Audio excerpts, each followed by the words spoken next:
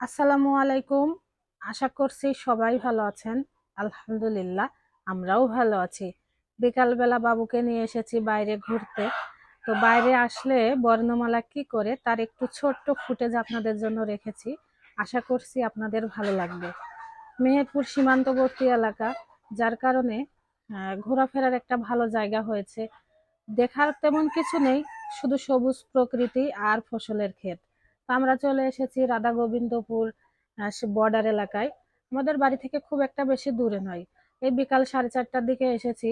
তা আমরা অনেকক্ষণ ধরে হাঁটলাম। হাঁটার পর আমরা দুজন পুরোপুরি হাঁপিয়ে গিয়েছি, যেহেতু ভীষণ গরম পড়েছে বেশ কয়েকদিন ধরে। কিন্তু বর্ণমালা দেখুন অনবরত হেঁটেই চলেছে, ওর যেন একটুও কোনো ক্লান্তি নাই। আর এই বড় একটা গাছ, তার পাশে, তার চারপাশে তো সবুজ ক্ষেত। আর এই গাছটার নিচে একটা সুন্দর ছাউনি, উপরে ছাউনি আর নিচে মাচা।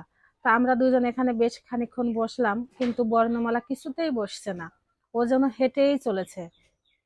মাঝে মাঝে কিন্তু পড়ে যাচ্ছে, যেহেতু মেঠো পথ, আহ, একটু উঁচু নিচু থাকে। তো সেই জায়গায় পড়ে গেলেও কি, তারপরে আবার নিজে থেকেই উঠে যাচ্ছে। গরম তো লাগবেই, যেহেতু হাঁটছে বেশি আর আবহাওয়া ভীষণ গরম। তো গরম লেগেছে, সে সেটা তার ভাষায় বোঝাচ্ছে।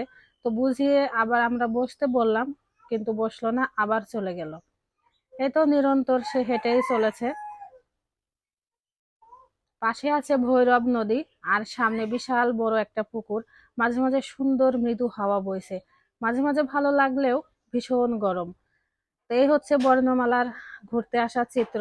এখন সে হয়তোবা একটুখানি বসবে, কারণ অনেক হেঁটেছে।